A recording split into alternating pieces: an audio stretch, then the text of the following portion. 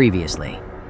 Trapped inside Fearling High School, Patrick discovered Thomas, Tess's brother, was hunting down his sister's bullies.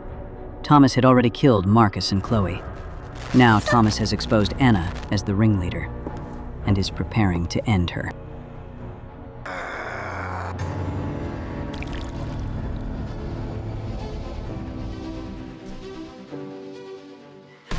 Thomas raised the axe. His breath was heavy. He looked at Anna, not as a boyfriend, but as an executioner. That cold smile was the answer to everything. He had gotten the truth from Patrick, and now it was time for the final sentence. But another sound rang out. Not the sound of metal hitting flesh, but of metal hitting metal. Thomas froze. His axe had been stopped. Bridget stood there, holding a large hammer, blocking the attack. Bridget was trembling, but her eyes were firm. She looked straight at Thomas, not with fear, but with empathy. But words could not stop the Avenger. Thomas shoved hard, the strength of a madman easily overpowering Bridget. She slammed into the wall, helpless. The path to Anna was clear once more. Thomas raised the axe again, but Patrick lunged forward, shielding Anna. He had no weapon, no strength, only a question. Thomas, do you want to know what Tess was thinking before she died?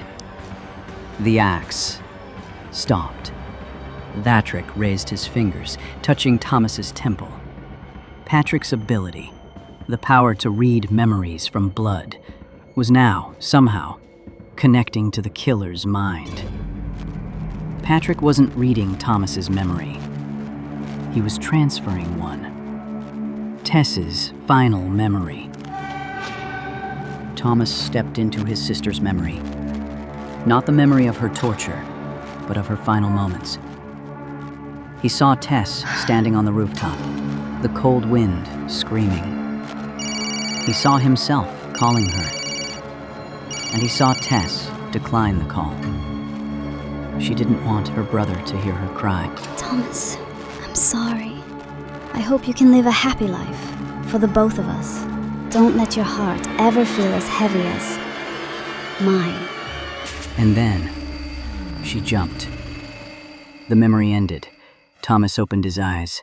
The Avenger was broken. Even if you kill this entire school, Tess isn't coming back. Stop. What she wanted wasn't revenge. Thomas threw the axe to the ground. He collapsed, hands covering his face. The sobs of a brother who had lost everything echoed down the hall. Beside him, Anna, Amanda Miller, was also weeping. One wept for her guilt, the other for his loss. And then, the police stormed in. The sirens drowned out the alarms. The siege was over.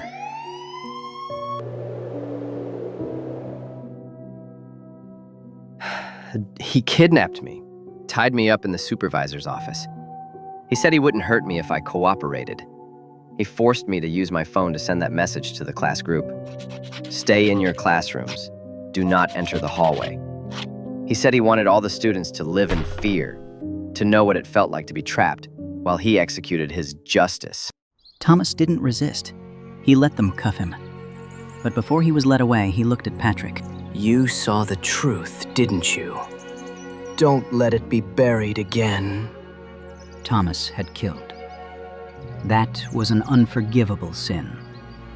But he was also a victim, a brother who lost his sister to the cruelty of bullying. And Anna, she was remorseful, but remorse could not erase what happened to Tess.